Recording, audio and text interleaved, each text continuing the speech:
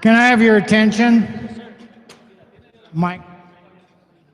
We're going to do the Pledge of Allegiance led by Michael Kadanowski. Please stand. Where's the flag?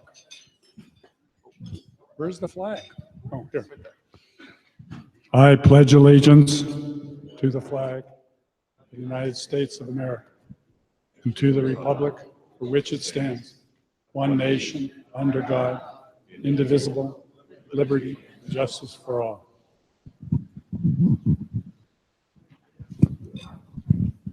Thank you, Michael. And the first speaker we have tonight is Lisa Krasner. She's our Assembly lady for the Nevada Assembly, and she has several bills she's sponsoring since there's some issues that all of us seem to disagree. Would you welcome Lisa?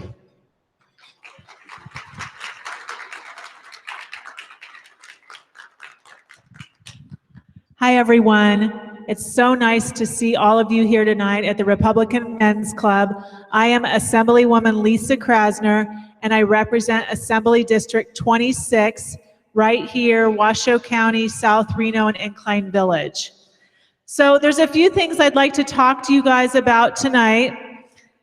I'm going to start with my legislative update. Now, I don't know, some of you might receive this. If you don't, please come up to me after and give me your email address. I'll add you to my list. But I want to go over some of the legislation that you should be watching, some of these bills that might concern you and you might want to be aware of, okay? So the first one is AB 175. This would increase the minimum wage to $15 an hour.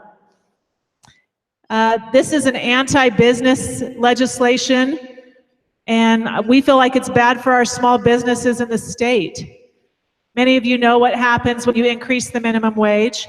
People who are small business owners, they have to either lay people off or they have to increase the price of their product. When they increase the price of their product, it hits those people who were trying to make this legislation to help the hardest, harder than anybody else. SB 223 would make Nevada a sanctuary state.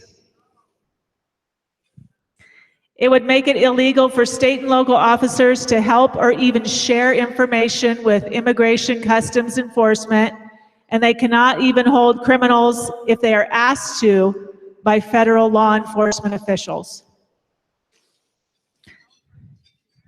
AB 193 requires the mandatory fluoridation of water in Washoe County.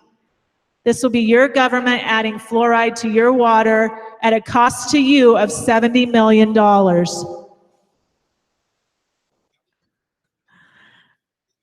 AB 139, elementary schools, it will be mandatory to teach 50% of the curriculum in a foreign language and 50% in English. IP1, motor voter, it creates a system that automatically registers people to vote at the DMV unless they decide to opt out. The current system is to opt in. Again, $4.8 million price tag to the taxpayers right here in your state.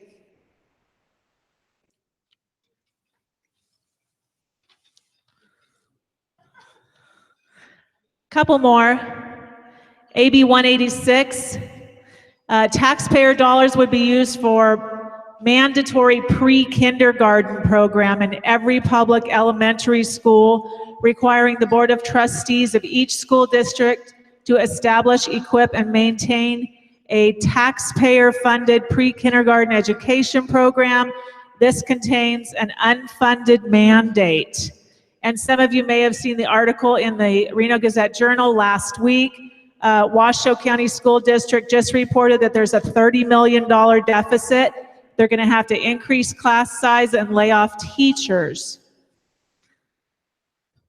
Next one, AB 191 would restore A and B class felons the right to vote. These are convicted felons. A and B class felons are the most serious felonies: murder, rape, These are people who have not paid restitution, they have not paid the back fees owed, and they have been given a dishonorable discharge. Their voting rights would be restored. And last but not least, SJR 2, which is the ERA. This is the one that would basically allow for taxpayer-funded abortion and late-term abortion. So those are just a few that you might want to watch. Some of you might think they're great, some of you might think they're terrible, but it's for you to be aware of. It's just information for you. The next thing I'm going to talk about are the Nevada Assembly Republican priorities. Right now, many of you know that the Democrats do have control of the Nevada legislature. They have a majority in the Senate, and they have a majority in the Assembly. But still, we have 15 in the Assembly. If we hold tight, mean 15, there's nothing that they can pass that requires a 2/3 vote, which would be a tax or fee increase. So education, one of the big things about education that the Assembly Republicans are focusing on is the ESA vouchers. The governor has also said that he is in favor of ESA vouchers. Economic prosperity, we're talking about creating jobs for people who want to work. We're talking about creating continued infrastructure for our state so that there are businesses here that can thrive and create jobs for people who want to work. Workforce development, emphasis on community colleges. Let's see, social government accountability. Basically, government should be accountable to you, the people who live here, the taxpayers. Transparency in government. Healthcare, basically promoting legislation that would enable access to healthcare programs and treatments, update mental health system to exceed the federal standards, increase access to quality healthcare for all Nevadans, especially those in the rurals. Public safety, improve and implement comprehensive solutions that impact the most vulnerable members of our society, support reforms that protect those who are being exploited, and seek justice for victims. Also ensure that our law enforcement agents and our first responders have the tools they need to protect us and keep us safe in our homes and in our communities. Those should be on your table. On every table, there is at least one of those legislative updates. Again, if you want to be on my list, just come up and give me your email or tell Ray Rocha. And the legislative priorities from the Assembly Republicans should also be on your table.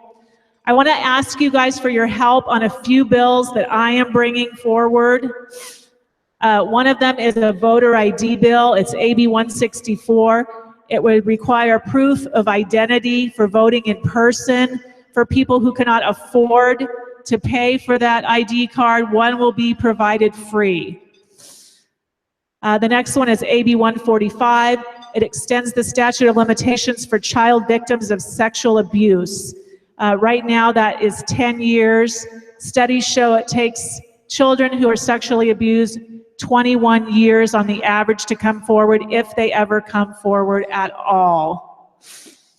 And the last one is something that I'm working on for our veterans with United States Congressman Mark Amodei. It urges the Reno City Council to take steps to protect the Grand Army of the Republic Cemetery. This is a cemetery in downtown Reno where many of our Civil War veterans are buried. It's gone into disrepair. It's disrespectful to our veterans. And so we're trying to make sure that that gets maintained by the city. That's all I have for now. I'm one of 4 speakers tonight. I know we could talk about this stuff all night long, but if you guys want to talk to me after the program is over, or call me at my office or email me, I'm always available to talk to you. I'm happy to meet with you. My door is always open, and I thank you very much. Good night. Thank you, Lisa. And she is very open. By the way, if you want to get messages to her, I am an unpaid lobbyist for the legislature. don't get paid, darn it, you know. Anyway, I forgot to mention, for the last 20 minutes we've been live. We broadcast live stream, and at this point, between the meeting here and within a week afterwards, we're getting over 2,500 people that are viewing. Bill's goal is to hit 10,000. So a lot of people are looking at this, so behave yourselves. But you can drink. Go back and buy booze.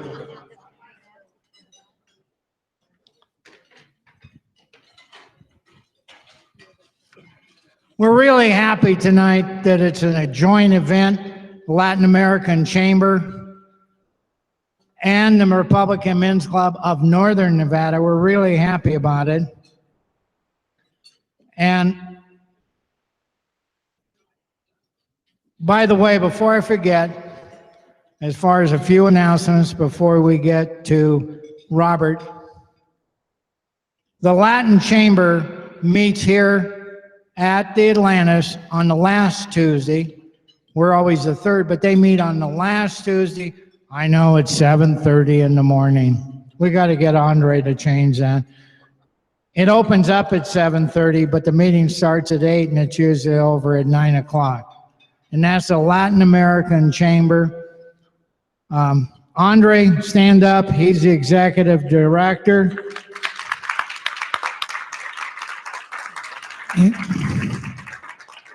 He's also on the men's club board. And Philippe, where are you? Philippe, stand up. He's the president of the Latin American Chamber. Philippe Estrada.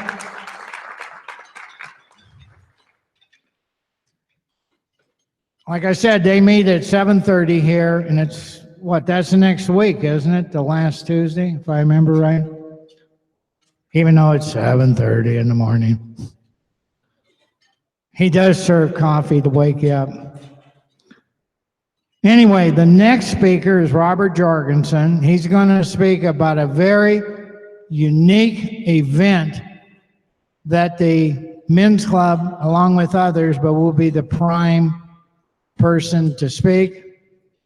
Pat Crow is going to give you some flyers about this event on May 18th. Robert Jorgensen, please welcome him.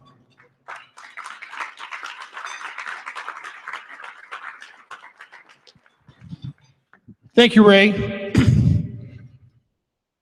Thanks for this opportunity. This is just kind of an introduction to an opportunity that all of us will have here in the Republican clubs, not just the men's club, but all the clubs in Northern Nevada, but really candidly for all residents in the area.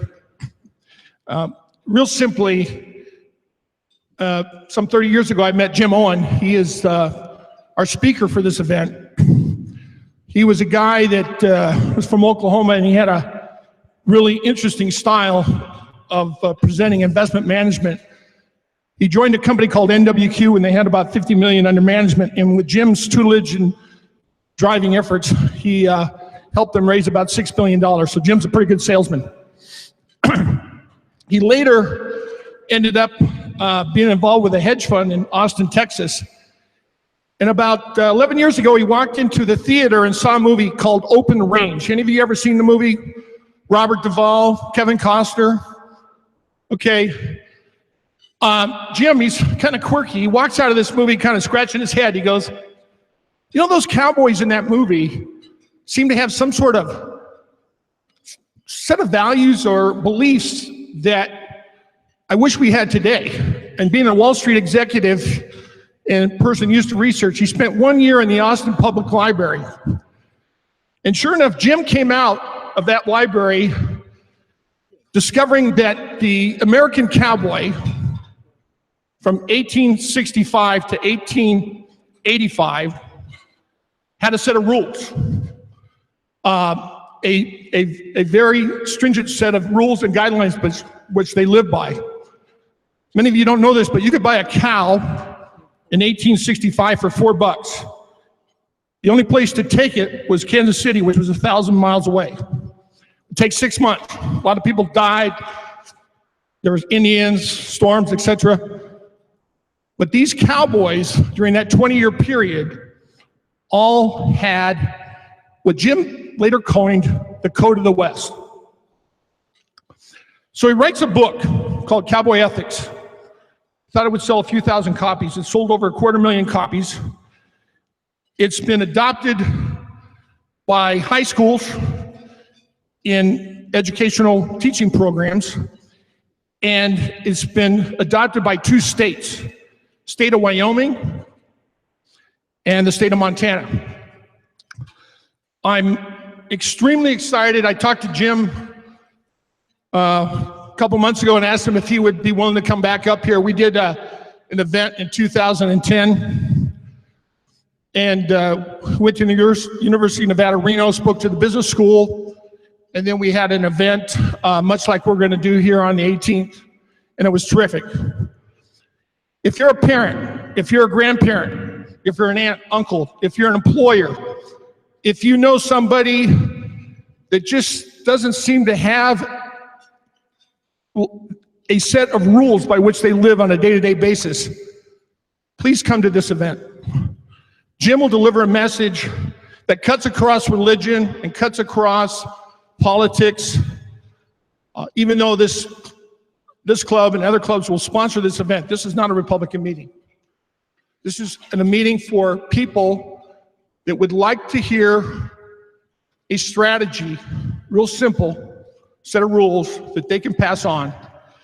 And this was the rules that the cowboy lived by. By the way, Jim is not a cowboy. I don't even know if he's ever been on a horse. It sounds kind of crazy because he's written about this subject, but it's the values, the idea of looking somebody in the eye. Living each day with courage is one of the codes. Always finish what you start. Always keep your promises. How many of you think those are good values? Okay, this is what the cowboy lived by. And in that we live in Nevada, some of us call this the cowboy state. It seemed appropriate that Jim come here and do this event in that evening. So it's going to be a dinner. There is a charge for the dinner. We're setting it around $50. To have Jim come and speak, he has a foundation that supports his activities, and some of the money goes to his foundation and to his travel. But he's doing this really as a favor to me and to us and the opportunity we had here before. I intend to contact, and Lisa's here tonight. She heard me talk about this before. Our legislatures, our principals in town that would come, anybody in the community service area, and certainly any of you, if you have people you'd like to hear this message, it really, really is powerful. I've used it with my own kids. I've used it with Charter Cable when they were going to rip me off on $400. I said, you're in violation of the Code of the West. And they go, what? No, I did. I send them the code, and something changed. All of a sudden they go, wow, that's interesting. This guy's kind of crazy. So they cut me a deal. I've used it in many, many applications. So anyway, so it's May 18th. It's a Thursday night, a couple months from now, and really need your support on this event. But more importantly, the people that you involve and invite will enjoy their support. By the way, Jim's book, he's written 4 or 5. I'll just wrap up with this. The book is called Cowboy Ethics. It's on Amazon for about $18. It's a magnificent book. It's about 81 pages. It takes about, 3 or 4 hours to read. Because the pictures, they're in there, but the message is outstanding, and I think you'd enjoy that. And we'll have copies of the book, and Jim will stay here and talk to people. So anyway, May 18th, God willing, I'll be up in front of you again and bug you some more, but please keep the date and keep in mind the people you have in your thoughts that might want to attend this event. I think you'll find it very, very special. Thank you very much. Thank you. Thank you, Robert. Again, it's going to be here at the Atlantis, the 18th, and instead of a lunch, what normally it would be for the men's club, It's going to be a dinner, and it's $50. He's an excellent speaker. It's a great subject, and a lot of the clubs, including the GOP, are going together on this, and we'll be promoting it more, and it'll be on radio and TV and all the good stuff.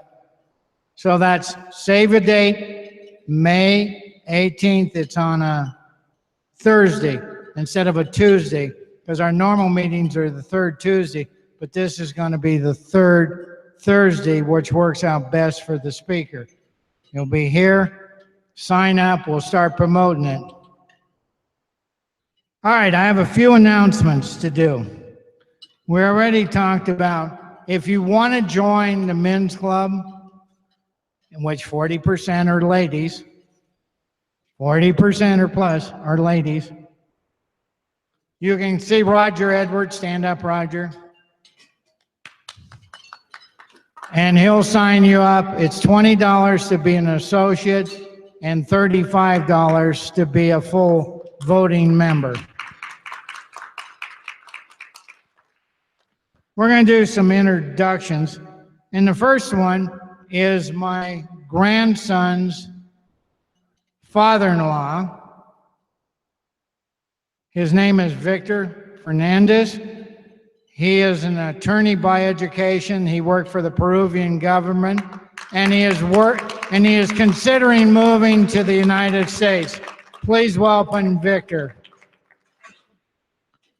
Now, a few others. A few of the board members of the men's club. Cole is here. Where is Cole? Stand up. Roger Edwards, he's membership. Andre Gonzalez, he's wearing dual hats. Eugene Hoover, and he's going to run again. You know, you can vote for him this next go around.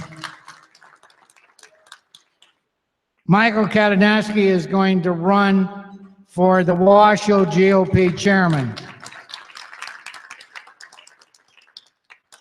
Our existing chairman, acting chairman, and is running again for first vice president, is Michael Jack. Michael?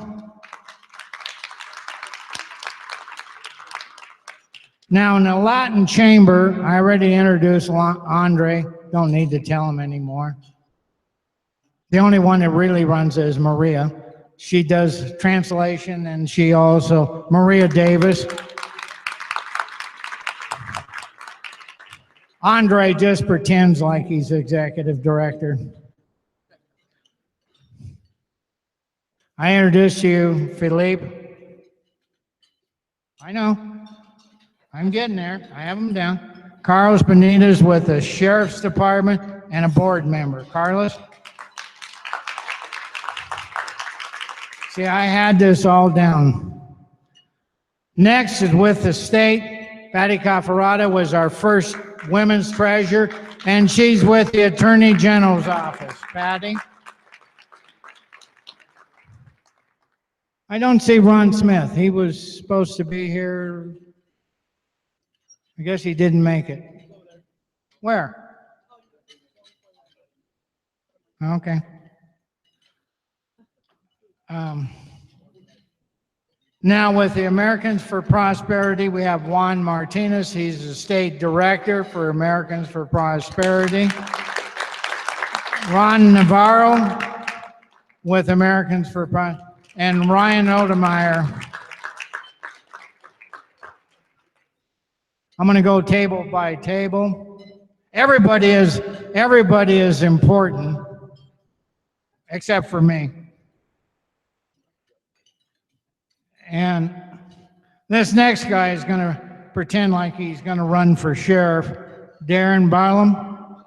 Darren, stand up. He's running for sheriff. Tori Crockett is president of the Republican Women of Reno. Moby Ahmad is on our board. I'm trying to introduce everybody. Karen Conrad is the one that really makes it happen, that signs you in, Karen Conrad. She's also with Chase Realty. If you need realty needs, go see Karen. I'm going to get him. You've met Robert, met Edward. There's a lot of different guests here. We welcome, like I said, all the Hispanic chamber here, which I'm involved in also. Even though Lynn Seamus and I are Azorean Portuguese, right, Lynn?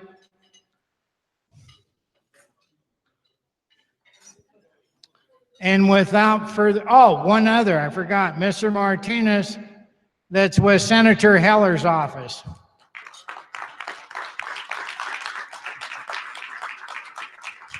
By the way, next month on April 18th, and save that date, April 18th is a lunch again here at the Atlantis, our normal date. And we're going to have Michael Jack speaking on the fair tax, along with a surprise speaker. We'll let you know along the way who the surprise speaker is. But Michael for sure be here, and he's going to speak on fair tax. Without further ado, and then Carolyn Smith is second vice president. She'll kick me if I don't introduce her. Second vice president for the Nevada Federation of Women. Are you happy now? Very happy. Okay. Without further ado, boy, we're right on schedule. And remember, we are live, we are broadcasting. Without further ado, I want to introduce Lynn Seamus. Lynn has got quite a background. Besides being in the military, I'm going to cut through a lot of it. He's a professor at Western Nevada College. He's on radio on Conversations from the Capitol, and that's on 1180. And he also has Sierra Sage blog, right? Is that right? Blog. And not only that, he's an Azorean Portuguese like I am, third generation. Without further ado, Lynn, come up and give them your song and dance.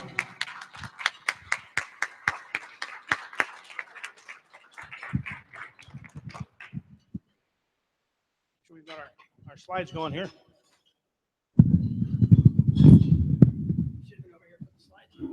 Watch this, magic. This is on the web too. Watch this guy refresh. You know, everything's on the cloud these days. This PowerPoint's actually on the cloud, so they didn't have the software. Yep. There you go. All yours. Thank you, Bill. Save it. Since it had to refresh. There you go. I want to thank Bob for that good lead-in. Closer. How's that?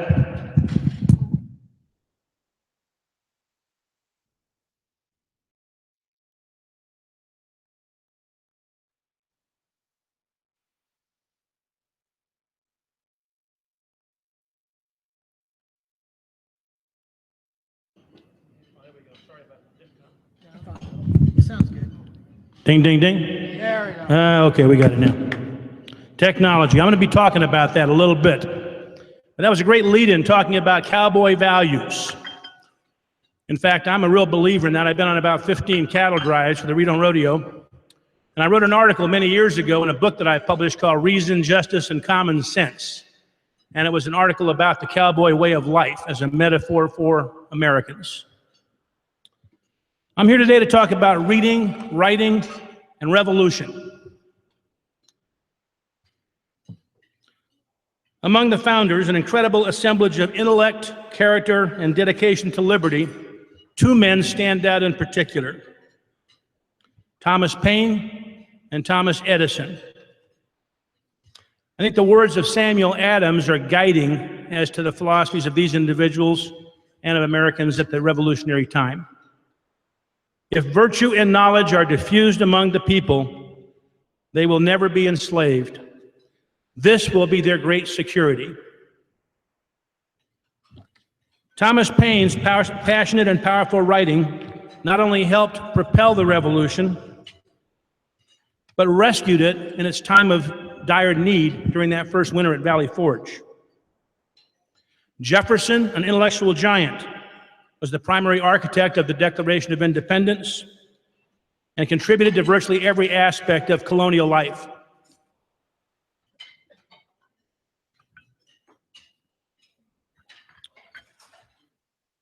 Jefferson was also an intellectual hero of John F. Kennedy's.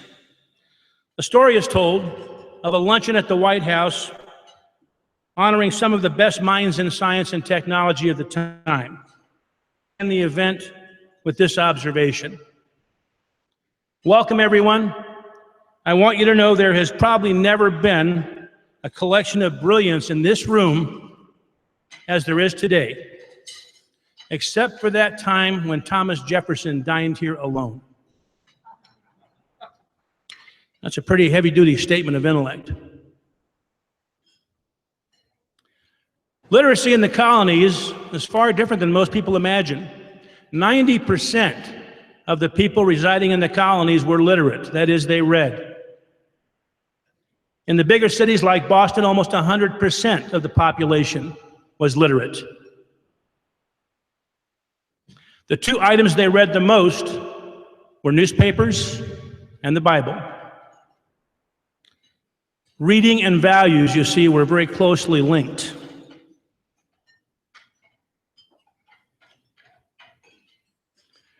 Reading and the knowledge it fosters is essential to a functioning society. As Jefferson observed, if a nation expects to be ignorant and free in a state of civilization, it expects what never was and never will be. Sadly, among the general population today, reading is nothing like what it was during that period. A smartphone is clearly not the substitute for smart people.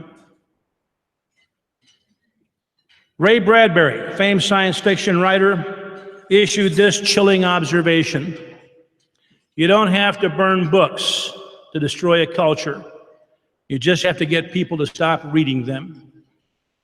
Well, what better way than to preoccupy yourself with thumb-driven devices instead of bound books?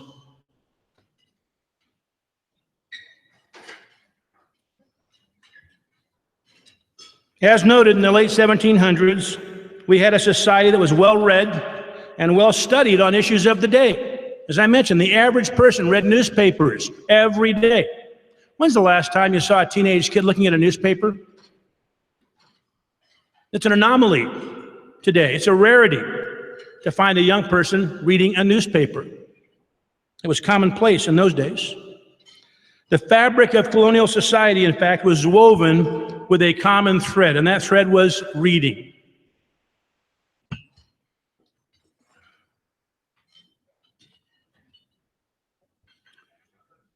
In his work entitled Books and the Founding Fathers, George Nash notes that the experience that guided the founders was the experience they gained in their early reading experiences. The content of what they read is critical in this regard. They read the ancient works of Rome and Greece. They read works from modern Britain, particularly British philosophers, Thomas Hobbes, John Locke, and people of that stature. Among the less recognized founders, John Dickinson, it's noted that he read in college 8 hours a day.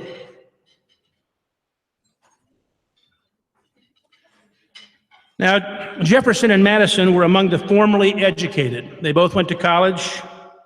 Jefferson went to College of William and Mary and later read law under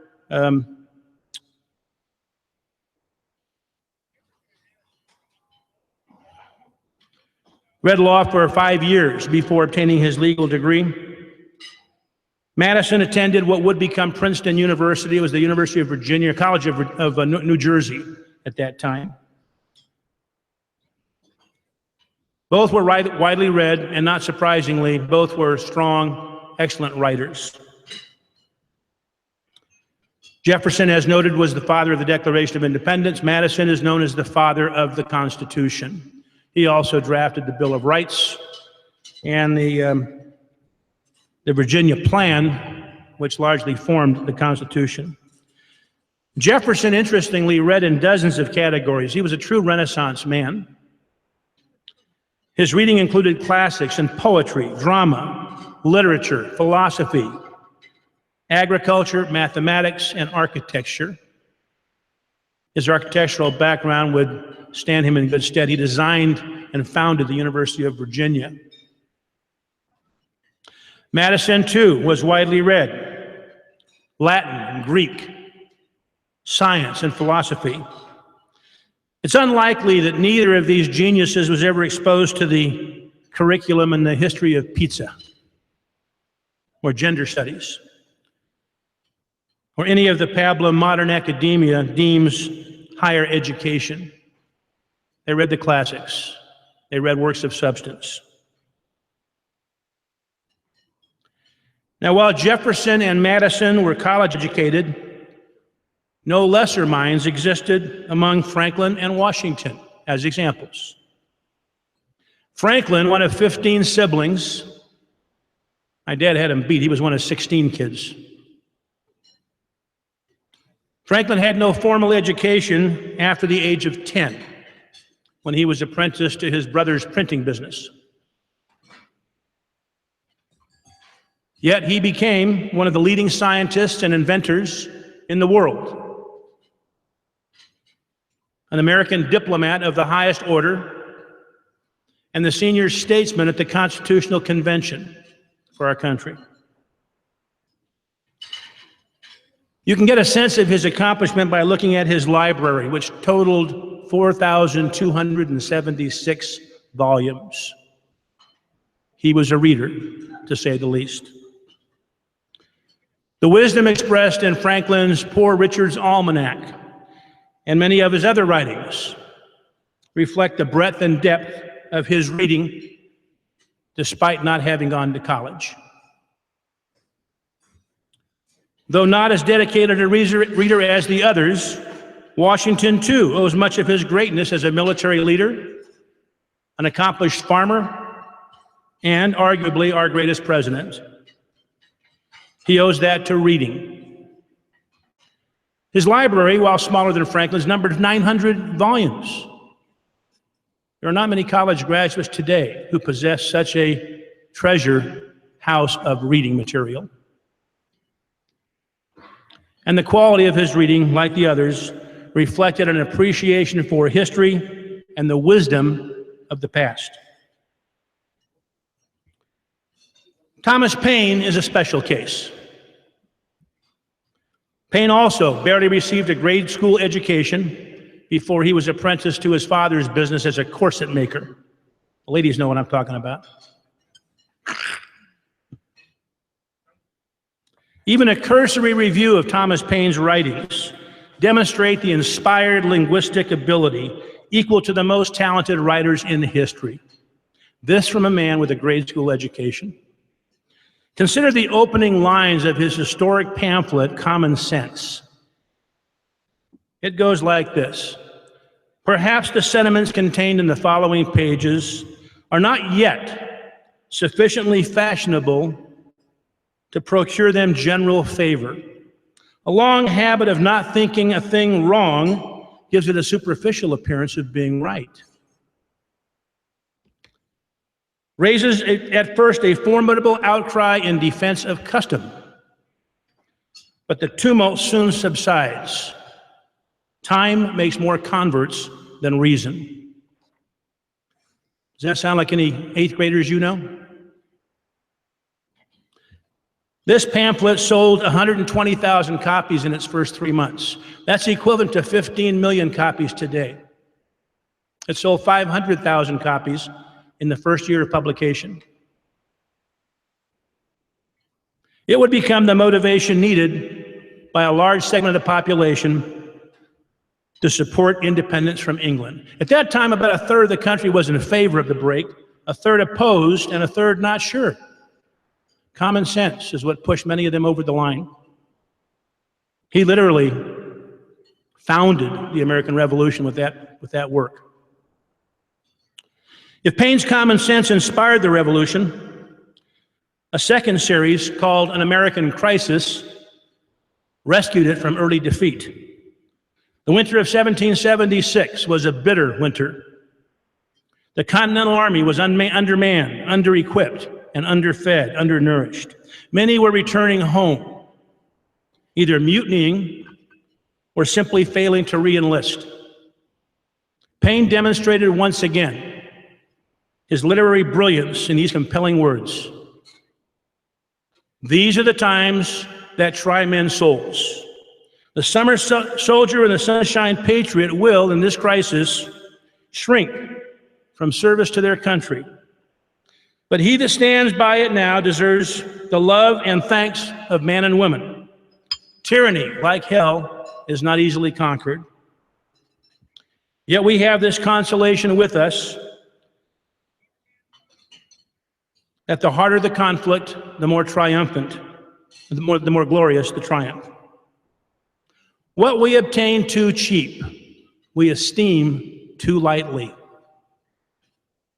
It is dearness only that gives a thing its value. Heaven knows how to put a proper price on its goods, and it would seem strange indeed if such a celestial article as freedom should not be highly rated. Again, does that sound like a 6th or 7th or 8th grader that you know? Incredible writing.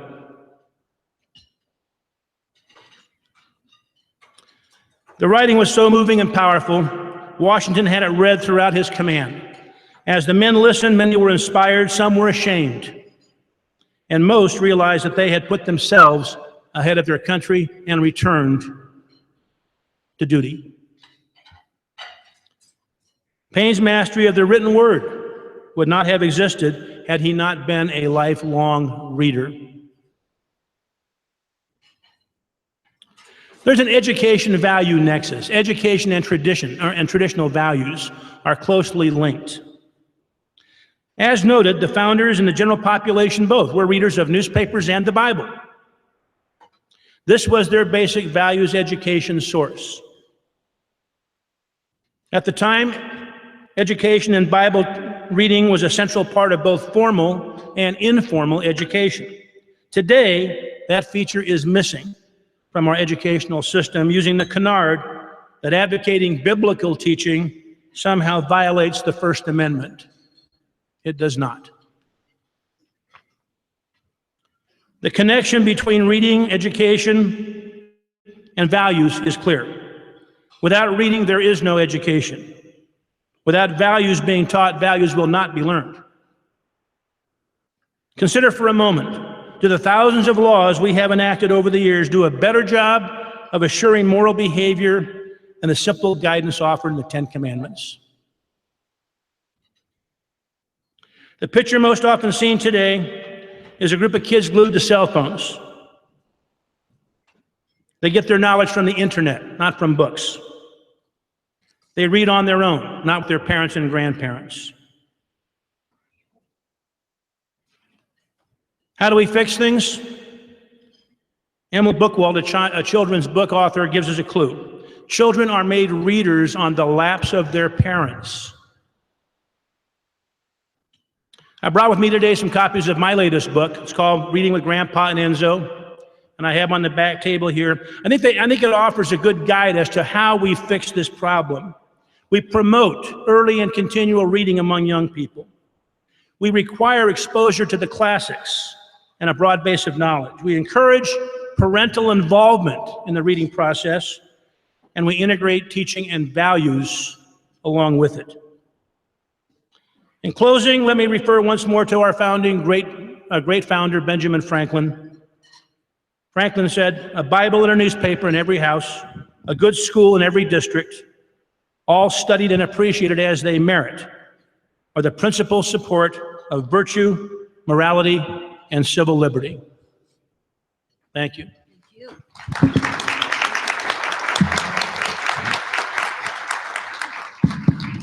And if you like, I'll stick around. I've got copies of my book over here. You're more than welcome to buy a copy. Thank you. Can you hear me? Lynn, we thank you. And yes, he does have books back here. What are they, $15, Lynn? They're on the table. Can you hear me okay? They're $15. Lynn's book, one of the books he's written, is on the back table. Before we have another speaker, May Herbert, she formed the Ambassadors of Goodwill. May, stand up. Everybody knows May. Anyway, on April 15th, see, in April, that's a good month. Mine's April 3rd. She's going to celebrate her 79th birthday, and the special guests are Congressman Amadei and a lot of her family, the Colonel and Mrs. Anthony Hennon, and a lot of guests. But the idea is to contribute to Friends of Mark Amadei, $79. That's $1 for each year of her life. She's very active. Hell, she knows everybody. Huh? $100 for two. Such a deal. You know, it's called a Portuguese discount. Friends of, the check's made out to Friends of Congressman Amadei. So, and I think he's going to run for something again.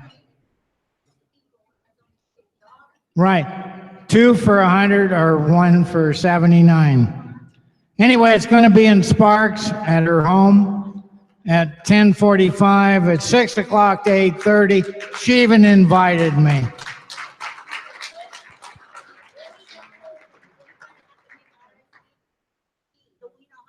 Right, you need to RSVP to May, and you can email her at Ambassador May, it's MEI, at gmail.com. That's Ambassador.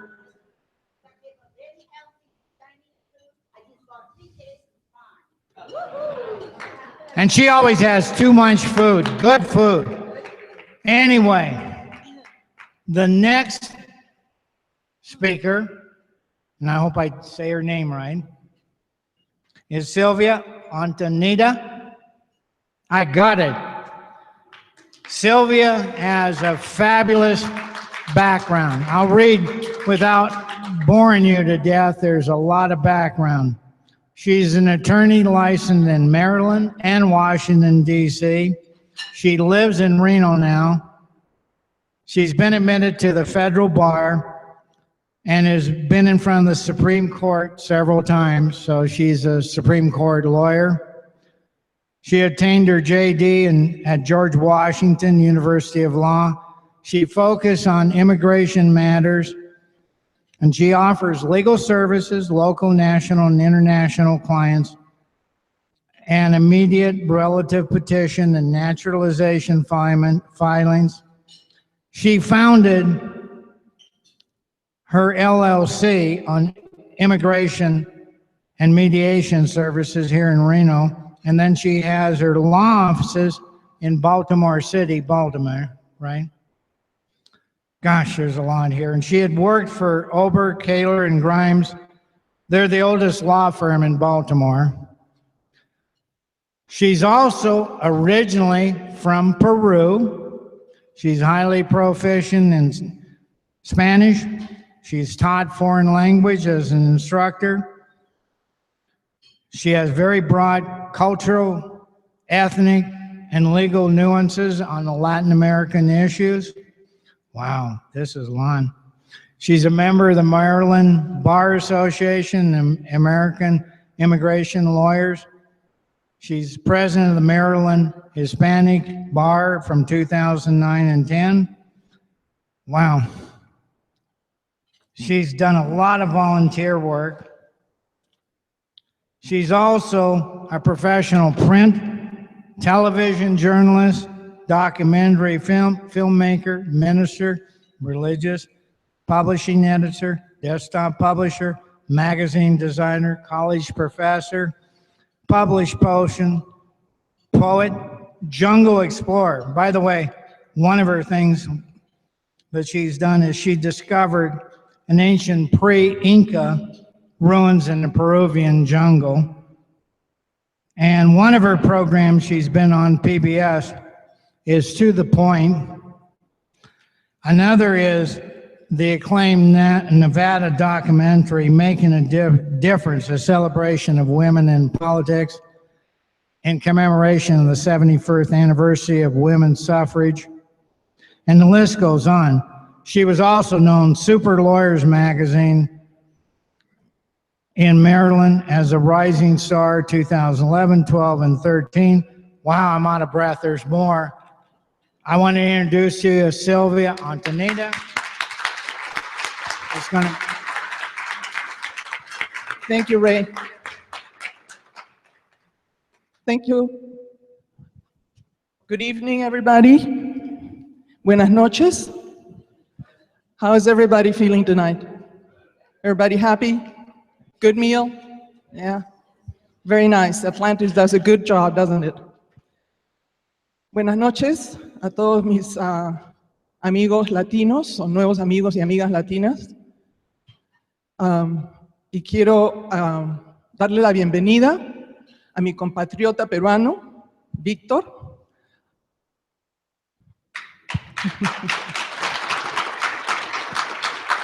I was just greeting all my new Latin friends and welcoming my compatriot from Peru, Victor.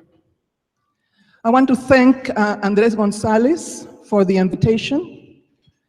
I also want to thank the Latin American Chamber of Business and the Republican Men's Club for their welcoming, and also Ray Rocha for his hospitality. Thank you also to all of you for being willing to listen to a rather dry subject, perhaps. I'll try to involve you in the conversation as much as I can. I prepared some brief remarks, thinking that I really had a lot less time than what has been allotted. So with your permission, I'm just going to read some of my notes. First of all, though, I would like to ask, how many attorneys in the house? Okay, 1, 2, 3, 4, 5. How many immigration attorneys? All right. So how many of you has been affected by immigration, either personally in your lives or because you have relatives or friends that you care about that have been involved in the immigration process? Okay, some of you. And I'm sure, of course, that all of you are very well aware of the immigration debate. That's nothing new. We've been doing this for decades, actually centuries. And we discuss the same topics over and over. I remember one of the documentaries that Ray mentioned was a Nevada immigration, a Nevada point of view that I produced for KNPB Channel 5 here in Reno. And it was a forum. We had at least 2.5 to 3 hours long conversation. We had the pro and the con sides, and we made a documentary out of that. And the topics and the issues and the concerns then were no different than the concerns and the issues and the topics that we are concerned with today. But one aspect of immigration that I would like to share with you is perhaps something that most of you may not know, and that is the complexity of the process and the system of immigration that attorneys like me have to deal with on a regular basis. Now, going back to the topic of issues, in 1790, Congress passed the first Naturalization Act to limit immigration to persons of European and Caucasian descent only. And 200 years later, more or less, I was producing the documentary that I just mentioned. The moderator then closed that documentary with a summary. And I'm going to share it with you so that you can see how perhaps nothing much has changed. He said, in closing, immigrants may or may not be a problem. They may or may not be expensive. The Canadian border may or may not be as porous as the Mexican. Assimilation appears to be no problem to everyone because they are being assimilated. It's just a question of whether or not we want them to be assimilated into this country's culture. Now, whatever your personal point of view, I'm sure that some, if not most of you, will agree with me that immigration, the topic of immigration, is daunting. And it is. And not only as a policy matter, but also in the application of the relevant immigration law. Now, I'm not going to explain any part of the immigration law, not even a small aspect of it. We don't have enough time. Getting into the weeds, let me give you an idea of the complex system that we immigration attorneys deal with on a regular basis. Let me know if you can hear me in the back, okay? We'll begin with a network of agencies. There's a Department of Justice that handles litigation, from immigration, court, asylum, and deportation cases to appeals that go all the way to the Supreme Court in some instances. The Department of Homeland Security manages a rather large piece of the immigration pie through the USCIS. The Citizenship and Immigration, and they approve all the immigrant and non-immigrant petitions. They also approve applications for lawful residence and citizenship. It authorizes work in the United States and issues extensions of stays. The Immigration and Customs Enforcement, ICE, known in Spanish and the Latino community as La Migra, is also under the USCIS, as is the CBP, the Customs and Border Protection. They deal with airports, customs, ports of every kind, the border, the wall. The Department of State also has a piece of it.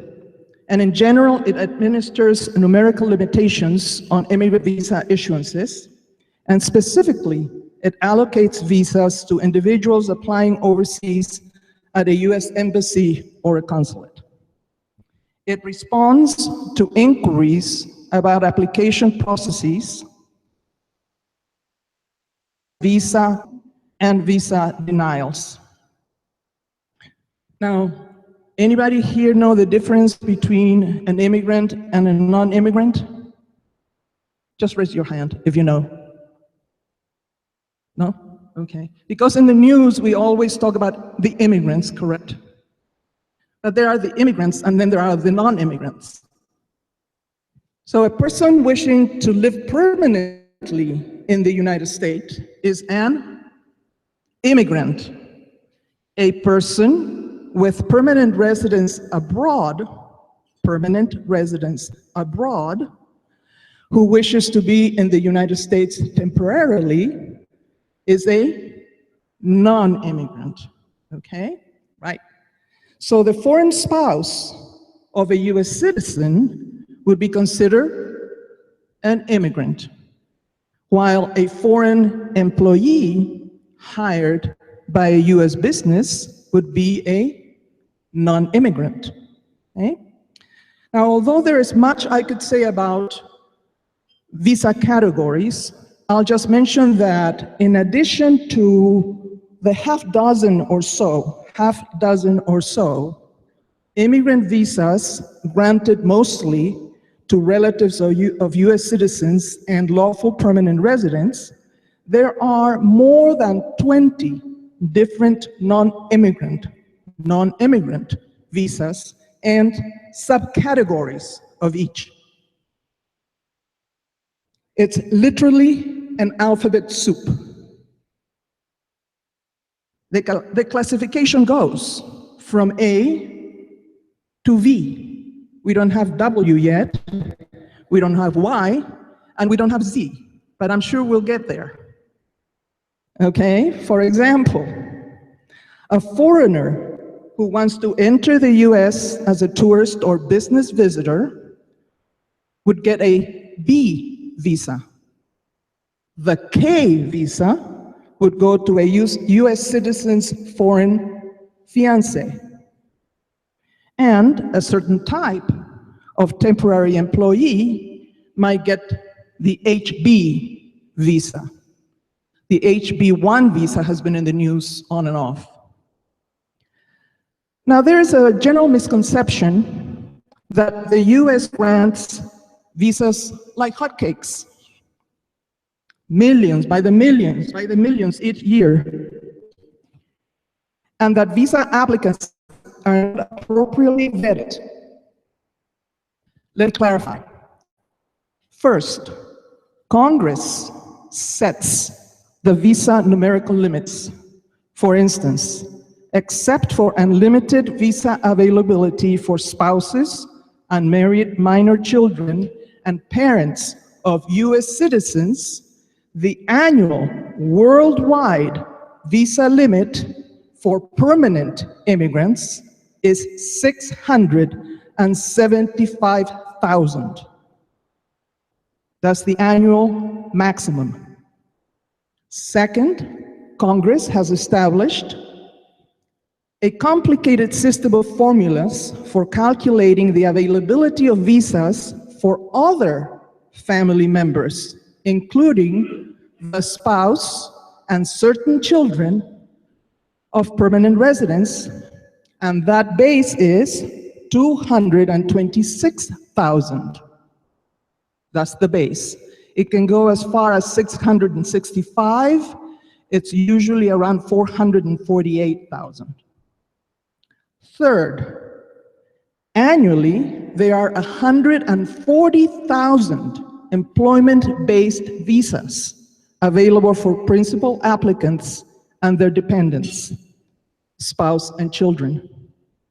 And fourth, for humanitarian reasons, the US allocates visas for the protection of refugees, asylees, and other vulnerable populations, like those persons who are trafficked, for example. Annually, there are 85,000 visas earmarked for refugees from a handful of specific countries. Already marked. We are going to take your refugee and your refugee and your refugee. So it's not worldwide. There are no limits, however, imposed on asylum visas. Asylees are those individuals who come to our borders, cross the border, and ask an agent to grant them asylum. Now, the agent cannot grant asylum, but the process starts then. Okay? The refugees are somewhere else. They can be in a third country and in transit, waiting for many years, and then the United States decides that, yes, we're going to take so many thousands of them. Okay? Now, here are a couple of additional things to keep in mind. Now, did I say that for asylum applicants, we have between 24 and 28,000 visas a year? Okay. Now, the things I want you to keep in mind is this. No country can receive more than 7% of the total available visas. Now, year after year, numerous countries become oversubscribed. There are too many people who want to come to the United States from that specific country. They reach their limit for visas, and those who are oversubscribed have to wait. So it leads to extremely long waiting periods. Now let's say a Filipino woman who becomes a US citizen today immediately petitions for her minor sibling. She can do that. She is a US citizen. She can petition for her minor sibling.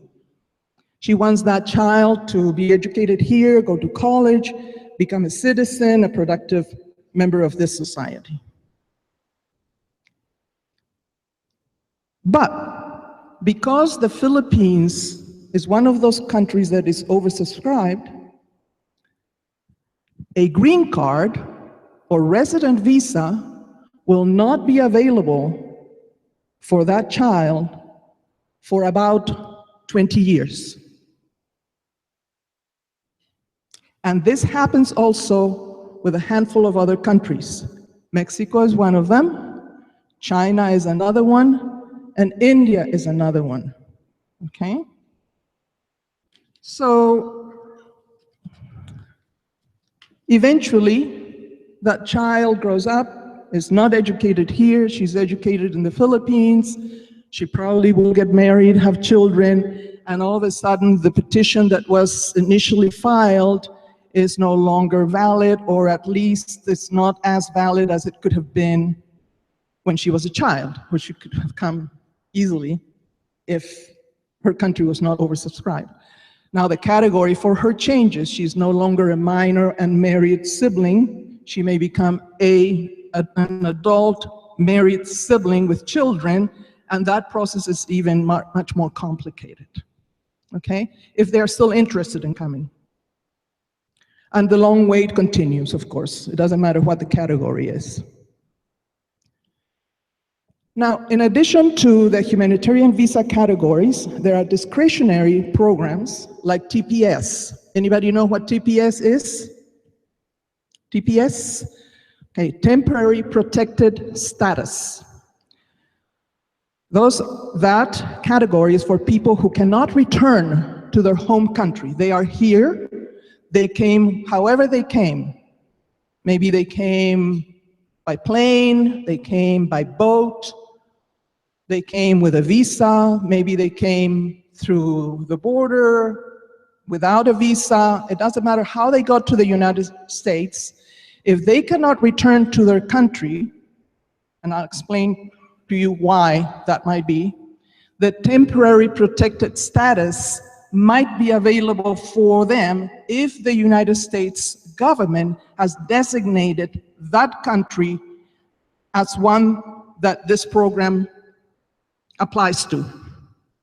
Now, when might a person who is here not be able to return to their country? Is it because they're sick? Is it because they don't have the money? Is it because they want to stay here and they don't want to go there? No, none of those.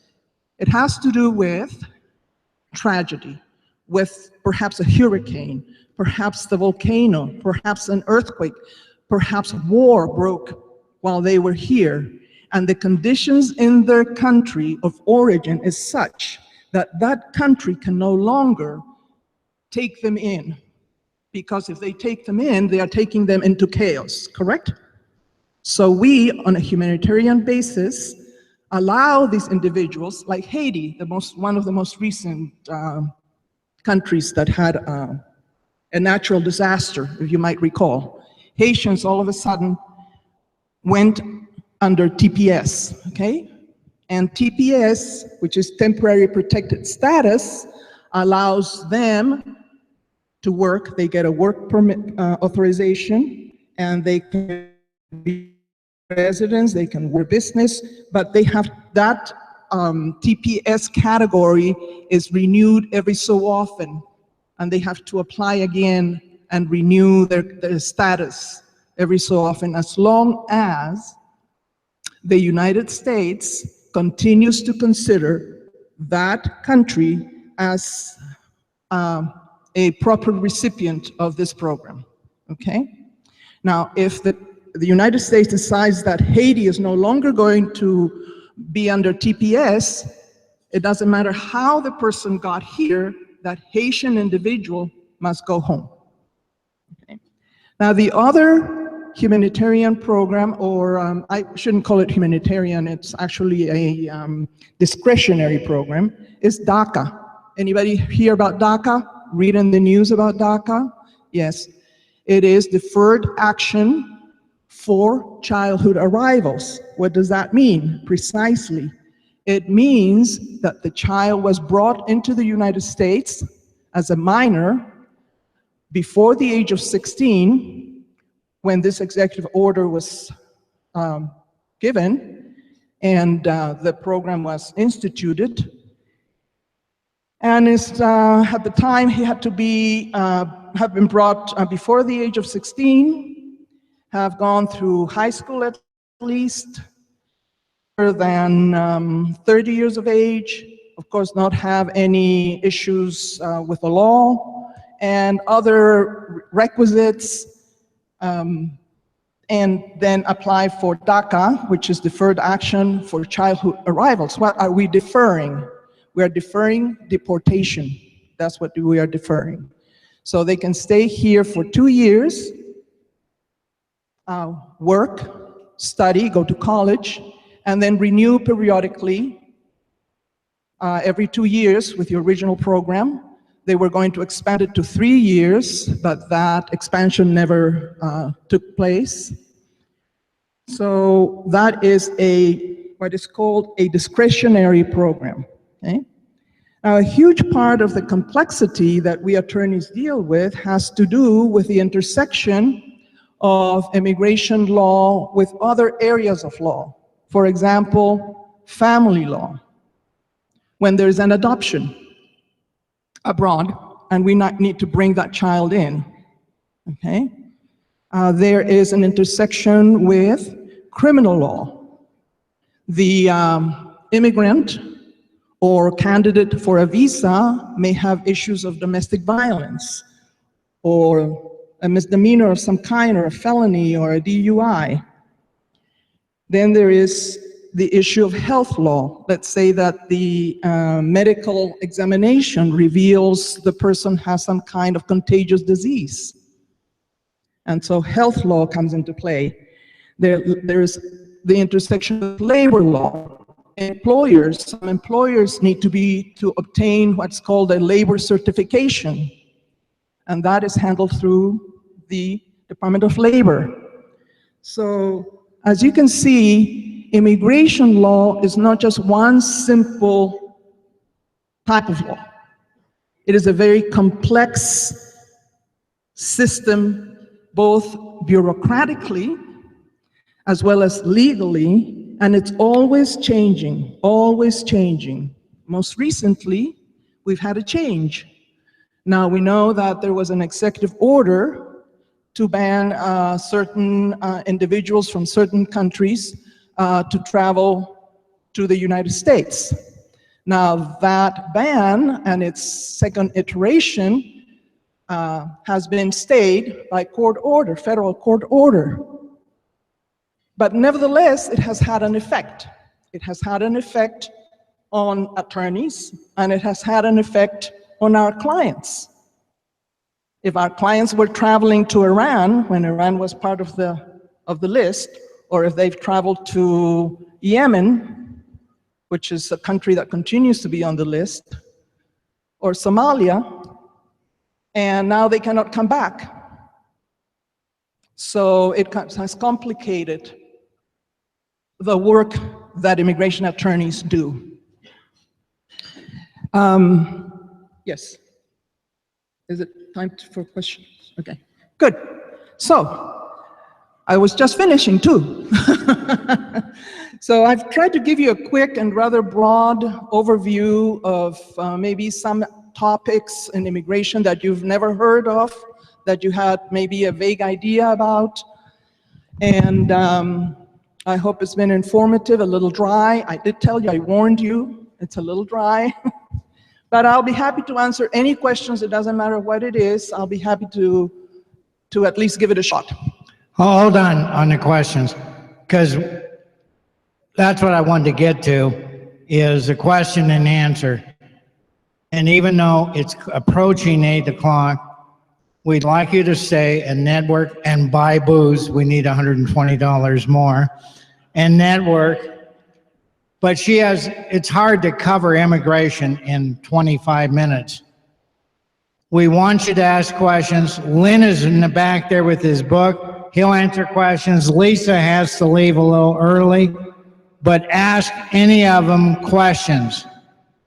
And by the way, we are broadcasting, and there will be over 2,500 people looking at this, in addition to who's here. So with that in mind, and shortly, we'll start doing the drawings. But with that in mind, who is first that was going to speak? I think that Tom? gentleman. All right. Michael, can you go around?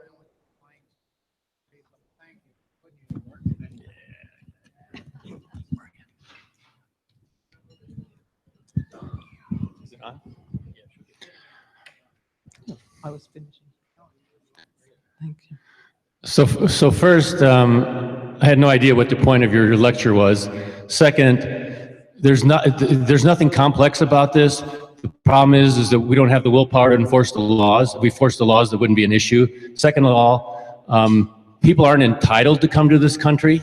The forefathers put this together so that we would hire the best talent and bring the best talent in the country. And third, this is only a problem because of liberal justices who are basically dragging this out and creating this big issue. If we were following the laws, this would go away in 1 month. So why are we dragging this out or trying to get sympathy for immigration when the laws are very clear what it is? You know, A to Z, it doesn't matter. Every law has a whole bunch of pieces and parts for different categories. You can go to the Defense Department, you can go to FDA, they're all the same. I'm not sympathetic to this. The laws are there. If we would just enforce the laws, this wouldn't be a problem. Don't you agree?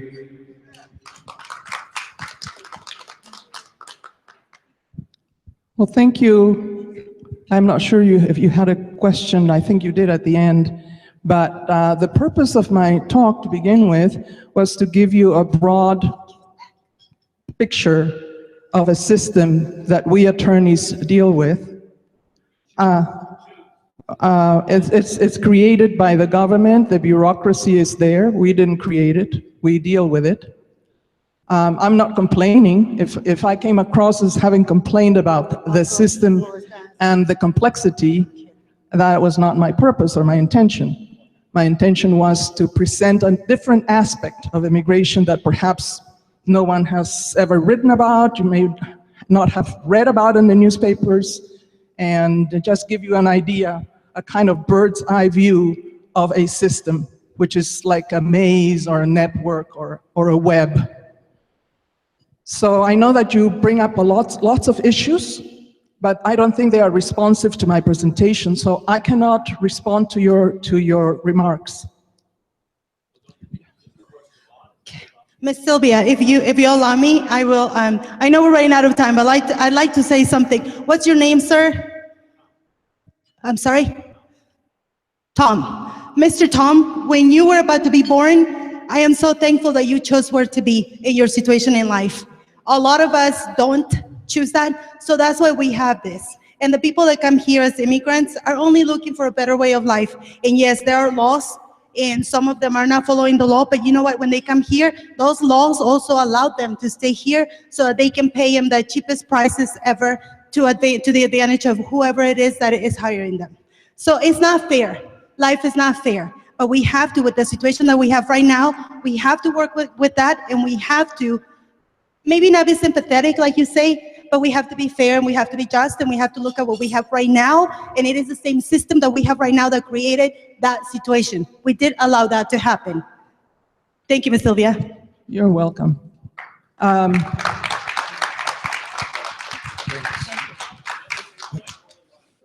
So, Sylvia, thank you for being here. As a sovereign state, the United States has the ability to control borders, language, and culture, and that in our immigration laws is what we're trying to do. We have approximately 1.2 million legal immigrants every year. It's approximately 3% of the total population in the United States. The issue becomes when we take legal immigration and illegal immigration and we try to fold those two in together. They cannot be folded in together. We have to control our illegal immigration. Once we control our illegal immigration, I have no problem with increasing our legal immigration to 5% of the US total, which would be approximately 1.5 to 2 million people a year. That would solve a lot of the issues you're talking about. Our legal immigration process is totally screwed up. It has been screwed up since Nixon. And it has not been fixed, mostly because of the issue of illegal immigration. Fix illegal immigration, and we can fix legal immigration. Thank you.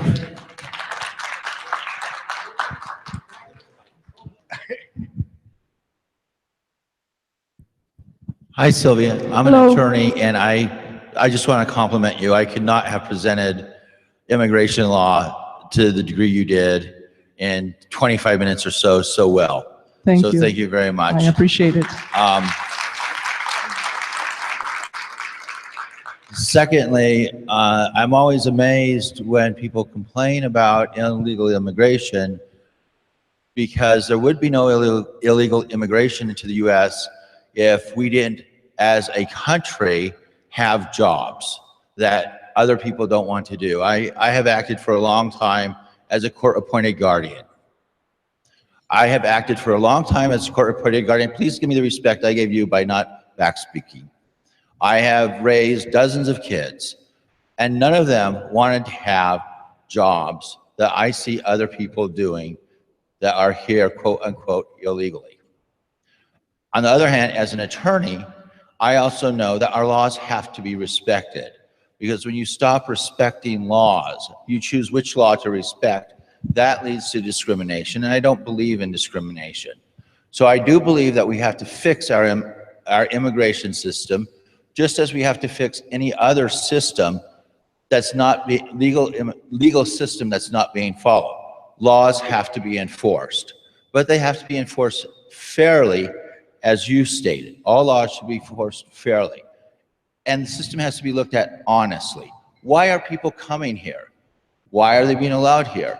How many people in this hotel are not here with legal documentation? And to what degree does that keep the price of the dinner that we eat down? We have to look at the system honestly. How many of you have gardeners that are not here legally? And you hire that person because that person is the cheapest. Let's be honest about this. But we do need to fix the system, and I agree with that, because I can't stand it when laws are not enforced. Anyway, that's my 2 cents. Thank you. Before the next question.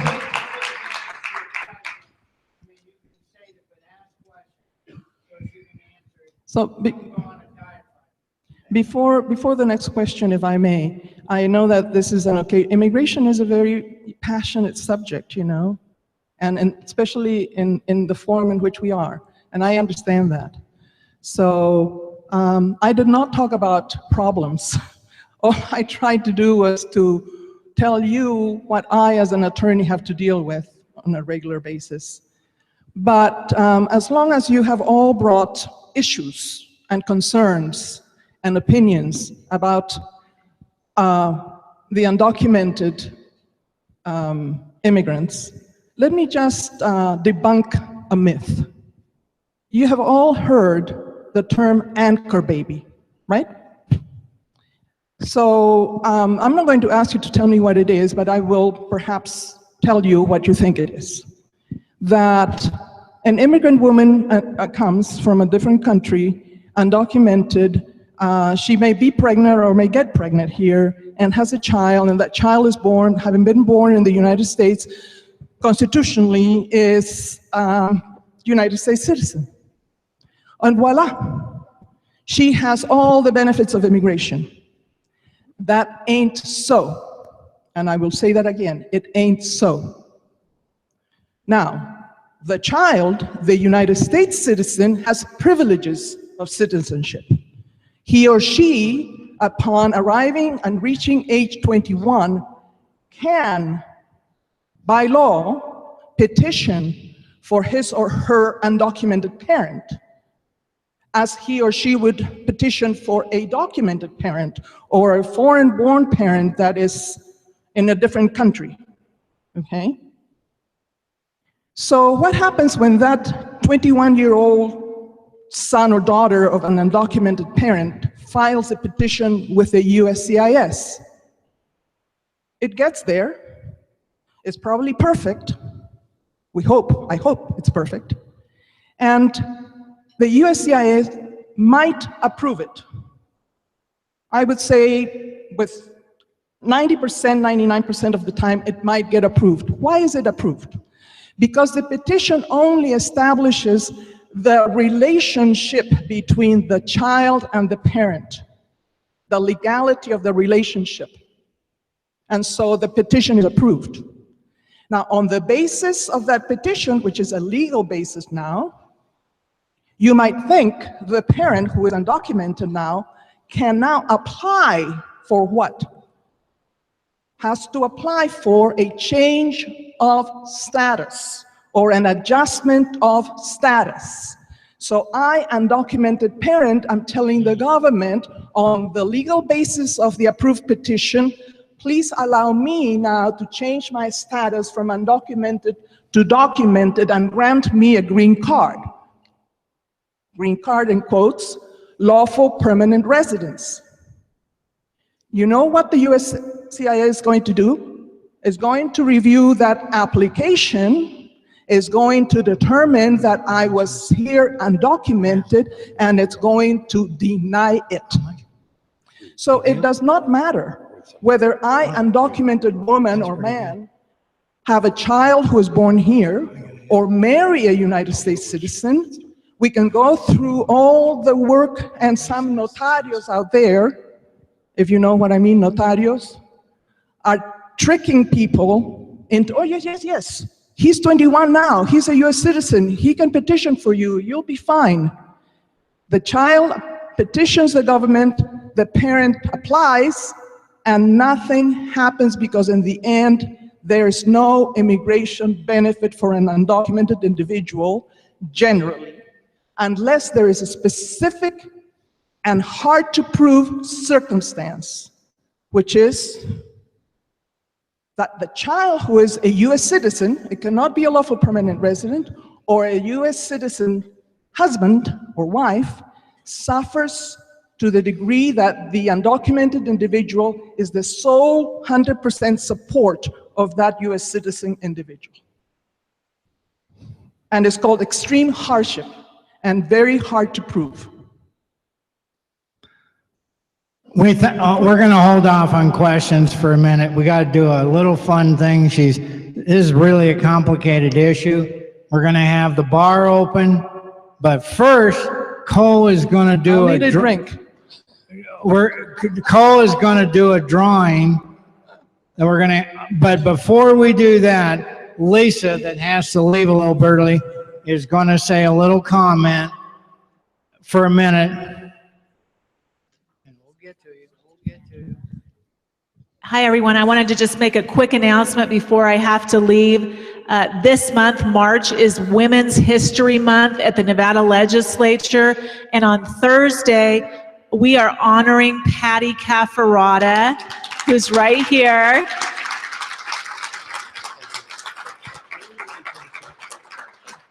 I'm sure most of you know her, but Patty, her mother was Barbara Vukanovich. She served as a United States Congresswoman. Patty herself was an assemblywoman. She's an author. She was the district attorney for several counties, and we're so proud to have her as a great woman in our state.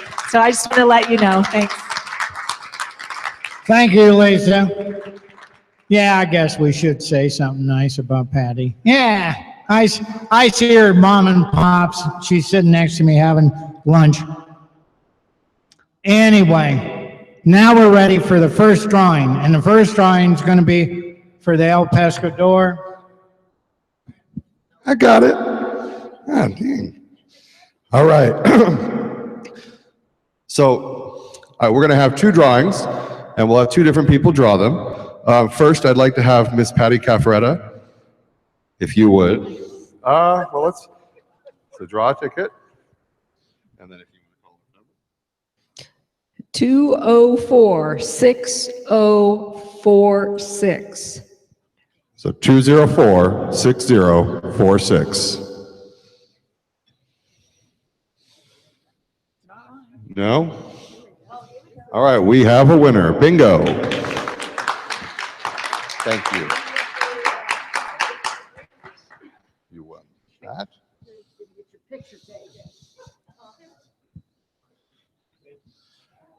All right, and the second drawing, and first I do want to say personally, thank you so much, Ms. Sylvia, for coming. That was a very enlightening presentation. I learned a lot about immigration. I truly appreciate that. And now, I'd like to ask if you would kindly draw a ticket.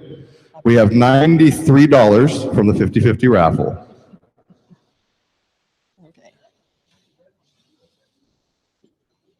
All right. Actually, you can read it out first. Okay. It's 204-60. 204-6078. 204-6078.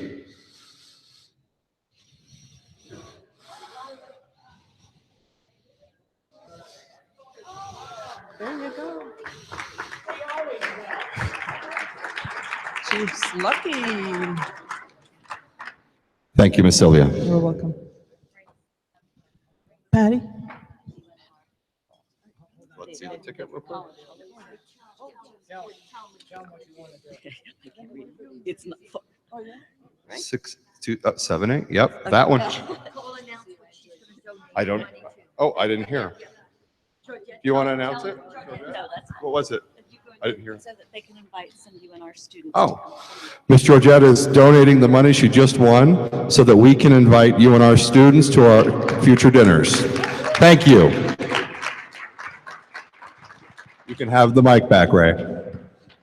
By the way, since he said UNR students, the men's club this Saturday before the State Central Committee dinner sponsored a function at the Wall, which is a little Waldorf, and we had a couple of dozen college young Republicans and Democrats and everything. We supplied them with pizza and beer if they were legal, and we sponsored that. We're trying to reach out just like with this event.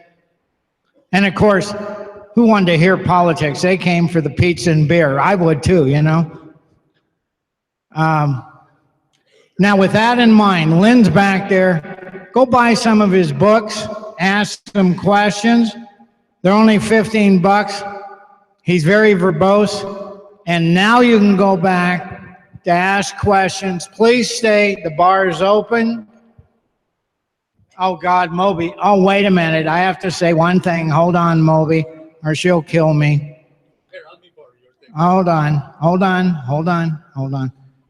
The women. He almost forgot me. Just to let you all know that all the women's clubs belong to what's called the Nevada Federation Republican Women, which then belonged to the National. This hat that I'm wearing was donated to us from Barbara Sagaski. It was made by a California club. We're bidding it, so there can be a bid. Let me know if you'd like to bid it. But we are doing a bid, and the scarf, the red, white, and blue scarf, red, white, and blue scarf goes with it, with the hat. So I want to let you know about it. I hope to be the high bidder because I was a strong supporter of Mr. Trump, and I love him, and it's got Trump's name on it, so I hope I get it. But anyway, just wanted to let you know to be fair. Thank you. All right, she's happy now. All right, now back to questions. I know some might have to leave, but you're open, the bar is open, you can ask questions. Moby is first, then Liz. Sylvia, my question is this, because you didn't really discuss our present administration with President Trump. Essentially, he came into office saying he wants to deport all illegal immigrants. As a logistical nightmare, it'll be a logistical nightmare, it'll cost billions of dollars. And this is a question, it's a rhetorical question. Would it not make sense to give like a 6-month time frame for every illegal immigrant to register with the proper authorities? And if they are criminals, then of course they will not register. The rest of the people will get work permits. That way, they will contribute to Social Security, and their employers will give them health insurance or whatever they're entitled to, and our depressed wages in this country will go up as well. Thank you. You know, as an attorney, I do not condone the breaking of the law. I cannot. I have sworn to uphold the Constitution and to defend it. My colleague over there understands what I'm saying. So when I have a client who comes to me, or a prospective client who comes to me, there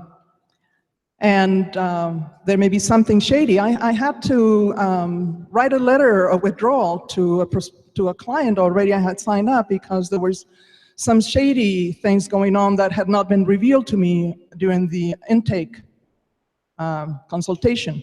So as an attorney, I uphold the law and I do not advocate or even contemplate suggesting to my clients that they break the law. The fact is that they are here, that I was fortunate enough to come from Peru, many, many years ago as a scholarship student with the American Field Service. I went back home as I had to go and went to college in Peru and met someone in Peru, and that marriage brought me back to the United States. That's my good fortune. There are other people who are, I was not seeking a better life. I happened to follow a husband. But there are people who come here because they are seeking a better life, and they do risk limb and life and everything that you can imagine. You all know the stories. We might agree with them coming in, or we might disagree with them coming in. We might agree with what a particular administration does policy-wise. We might disagree with them. The question has been posed whether what I think. I have my own opinions just as you do. You know, my heart breaks when I see the plight of so many mothers who are here and so many parents in general, men as well, and children who know that anything happens to their mother or father who's undocumented and they may not see them again for 10 years. Because when you stay in this country, overstay your visa for 180 days, and you leave on the 181st day, you cannot come back for 3 years.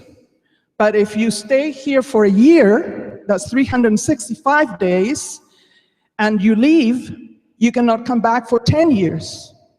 And you've committed some kind of crime, and life is what it is, you may not come back for 20 years. And a certain type of other crime might bar you for life. So on a human level, I have to empathize with the human plight. But as an attorney, I cannot advocate the breaking of the law. I have my own opinions on policy, and somewhat I agree with you. I do not know if 6 months would be sufficient. I know that there are people who've been living here and documented for 30 years, who have grandchildren. I do not know how we, Republicans or Democrats or Independents or Green Party people or nonpartisans How do we cope? How do we deal with the knowledge that there's a person, a human being here who feels and cries and laughs and loves and struggles and has children and has grandchildren, and for all intents and purposes, the only thing that they have done wrong is to come over the border. Yes, they broke a law. It's not even a law that requires jail. It requires a fine. Unless you came back again, if you reported, that's a different story. So I can talk about immigration and the consequences of that, but the question was my opinion. So I'm asking you, how do we deal with that? How do we deal with knowledge that this woman who was here for 30 years, in 6 months' time, if we go with the suggestion that they be given 6 months to enroll or sign up, to tell government, hey, here I am undocumented, I've lived here 30 years, I have children, grandchildren, I suffer from gout and diabetes and whatever else, okay? And deport me. We all have to live with our own conscience, don't we? So I leave it up to you to think about it.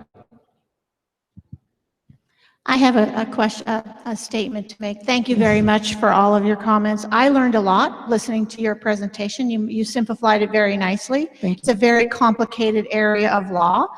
And I appreciate the Latin Chamber of Commerce working with us and being here tonight with the Republican Men's Club.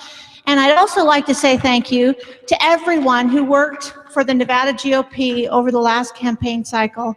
We busted our humps, and there's many of you in this room that worked really hard to help me, and many of our other staff members. So thank you all. I haven't had the chance to say thank you in person. So those of you who are left, thank you very much, and thank you for all of your comments. Thank you.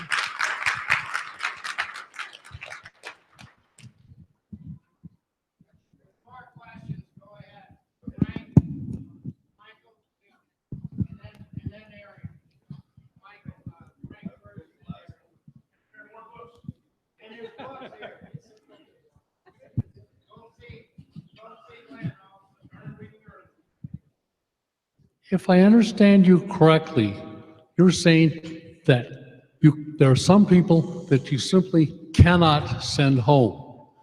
And it seems logical and clear to me, if they're an illegal immigrant, anybody can be sent home to any country in the world. We cannot allow illegal immigrants to violate our laws. And I'd like you to justify why we can't send people home. I didn't say that you couldn't send the law. You might as well, you can. If there's a law that says they have to go home, you can apply the law. What I am talking about is when you are sitting down to consider policy, how are you going to include that individual in your processes, in your thinking processes? How are you going to allow for what we are known for, the United States is known for its humanitarian bent? I'm not saying that you cannot. And as I said, I'm not going to justify to you or to anyone else the breaking of any law or the misapplication of a law. But if you want to talk policy so that the law can be changed, then we can talk policy so the law can be changed. In whichever way you want, whatever the decision of the American people is through their representatives. Thank you. I do agree. I think the policy is the critical piece here. I also, first off, want to say this is a very difficult subject matter for us to come together over tonight. So thank you for being here. Thank you for tolerating some questions, because it's divisive. It's tough. With that being said, I actually think this issue has been brought to us unfairly necessarily, because unfortunately in our community and our civilization, we only have so many resources. We've got to be able to afford schools and healthcare and roads and infrastructure and everything else. So I guess the big question is, as Democrats in particular keep bumping up how much things cost, how many services are out there, it puts us in butting heads with immigration policy because we can only afford so much. So the question is, how do we afford opening the borders, opening that to people? Basically, it comes down to money and resources. How do we afford that? Where do we draw the line? What's your opinion on that? You're asking my opinion. Thank God, because I'm not an expert. And that's a tough question, you know, because there are those who, as I said earlier, when I was quoting the moderator that was summarizing my documentary, you know, some of us think immigrants are expensive. Some of us may think that immigrants are not expensive because they contribute. They pay taxes in many ways. Many of them pay taxes onto the Social Security in the billions of dollars, and they will never receive one single dollar back. They do buy our goods. They spend money in our businesses, in our hotels, in our restaurants, in our shopping malls. They are paying taxes when they do purchase stuff. So I don't know. I mean, you are the one who has to resolve that question for yourself, and the only way that I can think of that can be done is by educating yourself, by reading thoroughly and deeply and profoundly. And I want to mention the speaker prior, and forgive me for not remembering, I apologize. But I thought what he said was absolutely on the money. We must read. And while we must read to learn and become wise, because that was the bottom line, become wise. You must read. You cannot just read. You know, I had a professor in journalism. I am a master in journalism, studied print in Peru, broadcast in the United States. He said to me, the only way the public can be informed on a particular topic presented through the news is to follow through. You have to follow that bit of news to the very end. You cannot be content with reading only one account. You have to read many versions, many accounts, so that you can distill what? The approximation to what? To the truth. Okay? I apologize in advance for a dry question. It's a technical one. You had referred to the fact that there are so many categories for visas. Do you think that it would be helpful to reduce the number? I don't know. I don't know that it matters, because each category has, as I said, each country is allocated. I may not have made that clear. Each country is actually allocated a portion of the total. And no country can go over 7% of the total.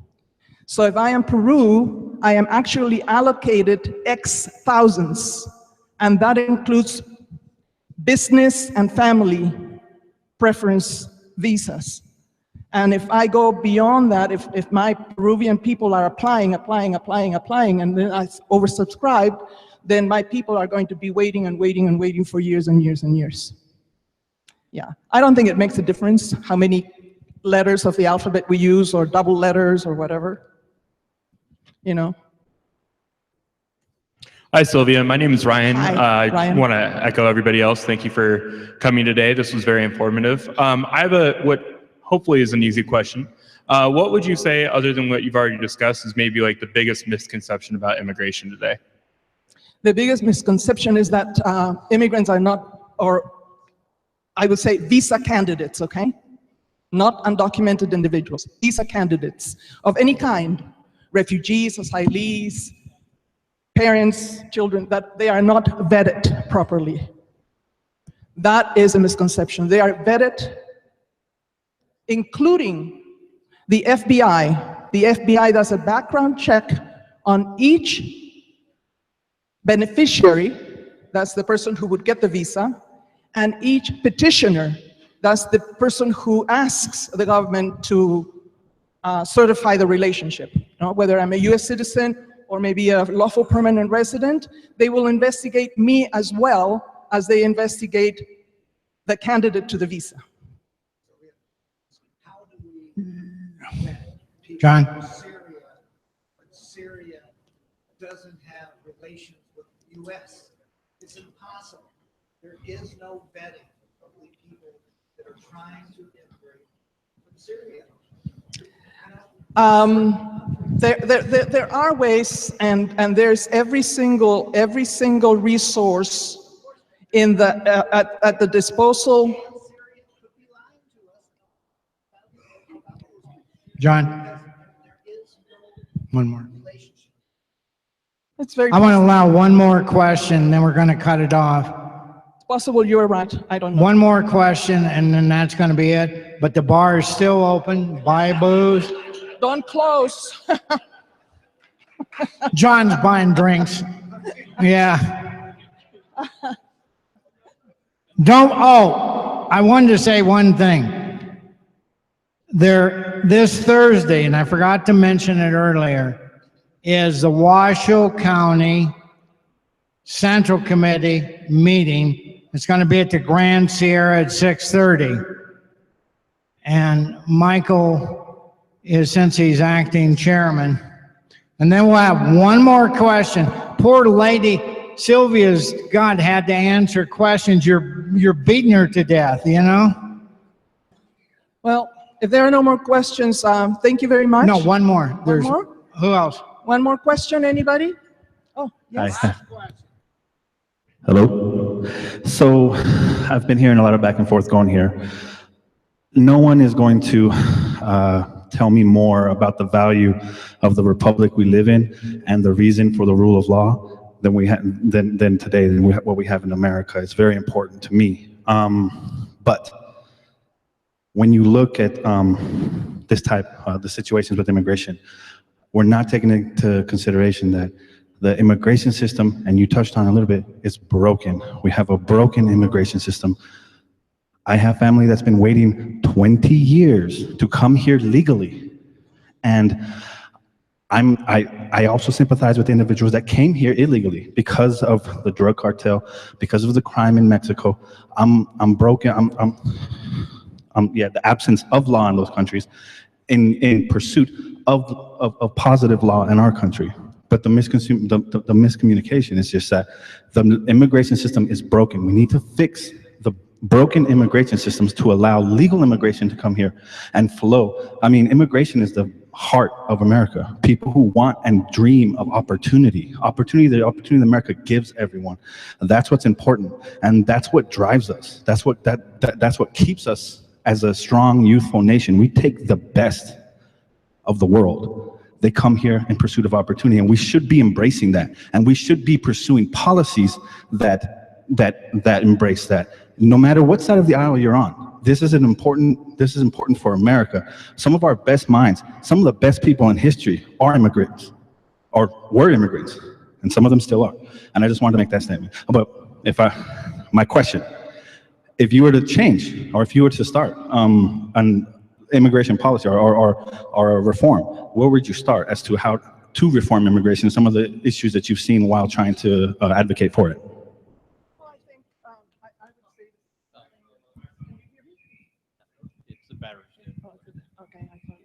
Hello? Yeah? Okay. So I would say what I said those many years ago when that documentary was produced, I was also a participant in the discussion. And what I said then, I think it still holds true today. We have a specific relationship with Canada, and we have a specific relationship with Mexico. I think, first of all, I would establish a very, very profound understanding with Mexico about how do we help Mexico to facilitate the economic rising of their people, so that they don't need to come here. And I must tell you that more and more Mexicans are not coming here, not because they don't want to or they don't want to visit, is that they don't have to anymore. Most of the people who are coming here are people who are really running away from the strifes and the struggles that are occurring in Central America. But more Americans are going to Mexico now than Mexicans are coming here. And that's the truth. You can find that out for yourselves. But I would establish a very profound understanding between Mexico and the United States about immigration, about the economy, about treaties, about all those things that are going to fortify both economies, where we are going to have that understanding. Many, many years ago, we had what was called, some of you may know, the Bracero program. Some of you may know what it was. And the Bracero program allowed for Mexicans to come into the country, work seasonally, and go home. And come back the next season, work, and go home. And one good day, policy changed that. And they closed the Bracero program. And when they closed the Bracero program, there were people who were caught on this side of the border and people who were caught on the other side of the border. The people who were here had family over there. The people who were there had family over here, and they wanted to be together. And wherever it was, that was the most advantageous climate for them economically. So there you have it. That's when we start to have the undocumented immigration. Yeah. I don't know all the details of that. I'm sure some people are much more experts on that topic, but generally speaking, that's what happened. And so we have to have those understandings. The same thing with Canada. And then, maybe not only a mutual understanding, but also a mutual understanding as to how do we assist Central America? Because that's where the most terrible circumstances are happening, with the gangs and the and it's horrible. That's what mothers and fathers are sending their children here because they don't want them to be, joining by force gangs and so forth, or being raped, the girls, prostituted, whatever. Okay, well, thank you very much. Boy, she's got a heck of a background, and I'm going to invite her back. Sylvia, would you consider coming back sometime and we have more time? I think you did a great job, even though a few might disagree. My feeling is we do have, we have laws and stuff, but they do need to be revised. But I like borders, language, culture. My grandparents came over from the Azores. They never did become legal citizens, but they had cards. And then there was me. I'm third generation. Thank you, everybody. Next meeting is April 18th, lunch. Go buy drinks.